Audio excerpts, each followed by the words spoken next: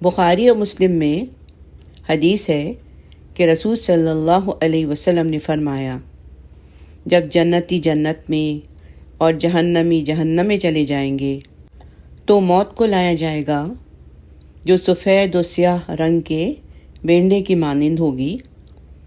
اسے جنت اور جہنم کے درمیان کھڑا کر دیا جائے گا۔ پھر کہا جائے گا، اے اہل جنت، کیا تم لوگ اسے پہچانتے ہو؟ تو وہ لوگ گردن اٹھا کے دیکھیں گے، پھر کہیں گے ہاں یہ موت ہے، اور اسے تمام جنتی دیکھیں گے۔ پھر پکارا جائے گا، اے اہل جہنم، کیا تم لوگ اسے پہچانتے ہو؟ تو وہ لوگ گردن اٹھا کر دیکھیں گے، پھر کہیں گے ہاں یہ موت ہے، اور اسے تمام جہنمی دیکھیں گے۔ پھر حکم دیا جائے گا تو اسے ذبح کر دیا جائے گا، اور کہا جائے گا، اے اہل جنت، ہمیشہ کے لیے یہاں رہو، اب تمہیں موت نہیں آئے گی، اور اے اہل جہنم، ہمیشہ کے لیے یہاں رہو، اب تمہیں موت نہیں آئے گی۔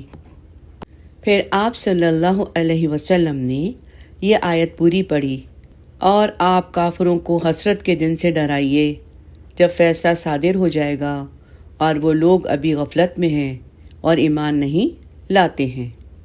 پھر آپ صلی اللہ علیہ وسلم نے ہاتھ کا اشارہ کر کے کہا کہ دنیا والے غفلت میں ہیں، ہمارے پاس ابھی وقت ہے۔